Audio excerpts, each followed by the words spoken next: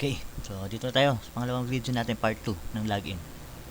So yung kanina, nagdoble yung ating username. Open muna tayo, open natin yan. So may laman yung ano natin, ating user accounts, dalawa. Okay, so i-clear muna natin yan. So close ko muna yung connection para ma-delete natin yung database. Tapos baguhin muna natin bago natin baguhin natin itong admin account natin. So maglalagay tayo dito ng ng ating query, libraries.sql. Bilisan lang. Exec, ito po natin yung results. Ito. Dito.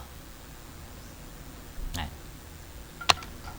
So maglalagay na tayo dito dim count as in. Tapos dito count equals, tapos gawin natin select count ID from user accounts, where ID equals 1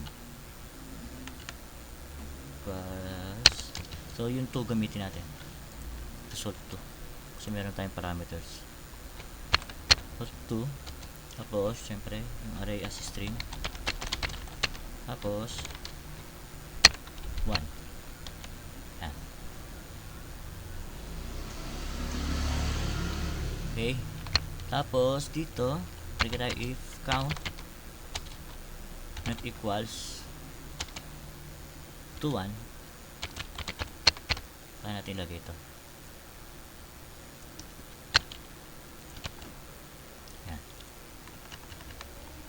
Yan, kaya lang.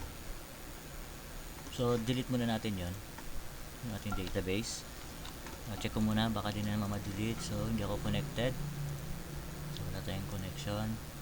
Doon natin, so dapat isa lang yung admin natin doon. Okay, so connect tayo. Ngayon open natin yung connection natin. So meron tayo user account. So ayan, nakikita natin isa na lang. Wala na tayong, hindi na siya magiging dalawa. So kahit i-run natin yan ng i-run, isa lang yung magiging user admin. So ayan, i-run ulit natin. So dito refresh lang natin, ayan, isa pa rin. So di na siya nag-insert ng panibagong admin account. So isa lang yung admin account natin. Ngayon meron tayong gagawin, itong password natin, kita nyo naman, basang basa siya. Gagawin natin dyan, i-hash natin. Okay, so hash natin yan. Gagawin natin, magdagdag tayo ng code module, tapos pangalan natin controls. So lahat ng mga controls natin na dito natin lalagay. So gawin natin public sub sa 256 gamitin natin. Tapos str as string. Yan, as string. Return natin siya as string. Tapos magdadagdag tayo ng library. So b4x encryption. Encryption. Ito at saka byte converter kailangan natin. Yan. Okay. Tapos dim tayo data as byte. Tapos dim md as message digest. Yan. Tapos bc as byte converter.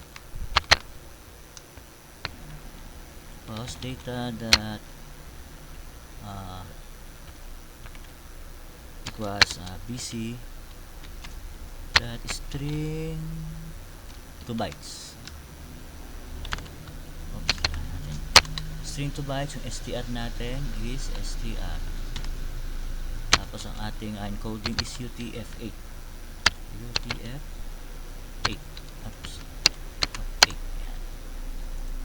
Close natin. Up. Ito.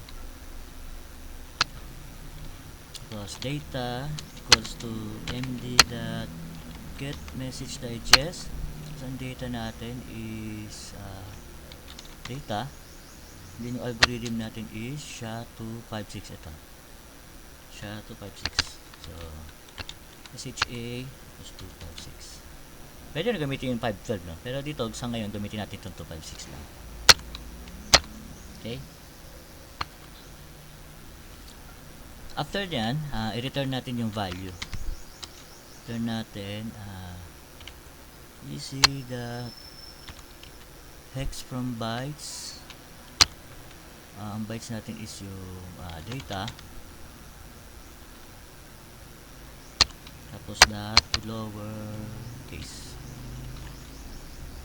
Yan. Okay. So yan, since ito ay public sub, pwede natin siyang gamitin ngayon dito sa ating insert admin. So dito sa insert admin natin, makikita natin yung password. Ito. Diba? Password yung pangalan niya. So ang gagawin natin dyan, kukall natin yung controls natin. Controls dot yung SHA-256. Kasi natin lagay yung ating password. Yan. So ngayon, delete ulit natin, no? Ayan pala, nakaano pa. So delete natin. Kung makikita nyo dito, password pa yan, no? So refresh natin, no? Password. So close ko muna. Yan. Para ma-delete niya. And then run natin. Ayan natin yung antanin natin ma-create niya. So yan. Okay na. Created na. Punta tayo dito. Open lang ulit natin yung database. Tapos yan. Yan, kung makikita nyo, yung dati imbis na password lang yung makikita natin, ngayon ay naka-hash na siya. Okay? So, hindi na malalaman yung password kung ano man yun. Naka-hash na. So, yan lang yung gagawin natin dyan. So, okay na tayo doon, no? Wala na tayo. Yun na ata. Check ko lang ha kung nagawa na ba natin lahat. So, save na yung password natin. Tapos, nakakreate na rin tayo ng user account. So, payroll, GB.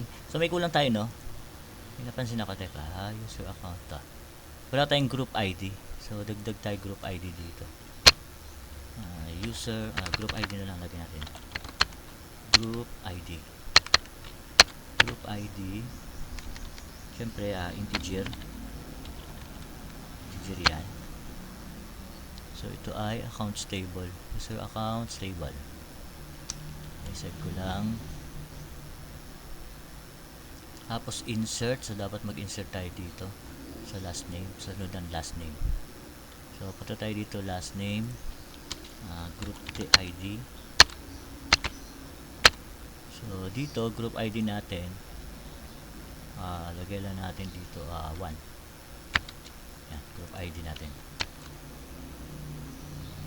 Ngayon, gagawa tayo ng ng user group. Dagdag tayo. So, gawin lang natin, copy lang natin to para mabilis. Copy lang natin yan. Tapos, insert user group. User group.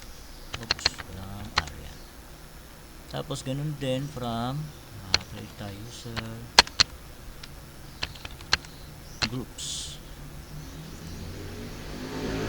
Bago natin pala gawin yan, no? Pero sige, tuloy na natin. Nandito na yun. So, insert user groups. Tapos group name. Lagay natin. Group name. Yan lang. So, ilan lang yan? 6, 1, 2, 3, 4, 5, 6. So, bawasan natin ito ng 3. Yan. So, 6 na yan. So, ang natin, ang group name na administrator. Tapos wala na to, tanggalin natin yung iba. So ang sumunod kasi is created. So yan lang. So 1, 2, 3, 4, 5, 6. Okay? Ngayon, bago tayo gawin yan, create rin tayo ng insert admin account. Insert, okay. Create tayo nito na user group natin. Ang table. Right, create tayong table. Tapos palitan natin to. Create user group table. Groups. User groups table. Tapos palitan natin to groups. Tapos ID. ito ay group name. Tapos alisin natin yung group ID. Ayan, so 1, 2, 3, 4, 5, 6. Okay. User groups. Okay, so idagdag natin yan doon. So bago tayo mag-insert, unahin muna natin yung create user group. Create user group label. So status. Tapos bago yung insert. Insert admin account type. So insert na rin natin yung insert user group status.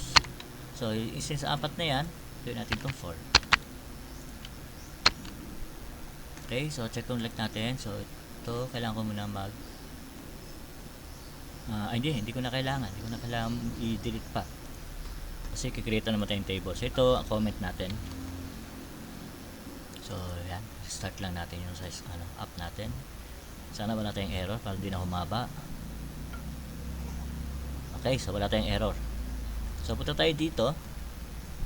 Dito refresh natin. Kung may refresh to, paano ba i-refresh to? Wala siyang refresh dito.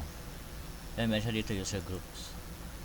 So yan, makikita nyo administrator, meron na. Ngayon, ang problema natin, magdodoble yan pag niran natin ulit. Diba? So para maiwasan natin yun, siyempre, punta tayo sa user ito. Copy lang natin to. Tapos lagay natin dito. Ay, actually ito na pala. Meron na pala tayo na ilagay na. So okay na. So, hindi na siya magdodoble ng ulit natin, ng group. Ulit natin. Try ng group, refresh. So yun, okay na pala. So may kita nyo, created by, updated by, publish. So meron na rin tayong date and time doon. So yan. Okay na. So meron tayong user group and username. So login na lang yung GUI. Siguro yung gagawin natin. Siguro i-part 3 natin yun. Kasi 12 minutes na to. Para masyado mahaba yung video natin. So, di ba tayo susunod na video? Design natin yung ating GUI sa login. Tapos i-connect natin dun yung ating database. So, yun. Hanggang dito na lang ulit itong video. Tapos magkita-kita tayo sa susunod na video ulit.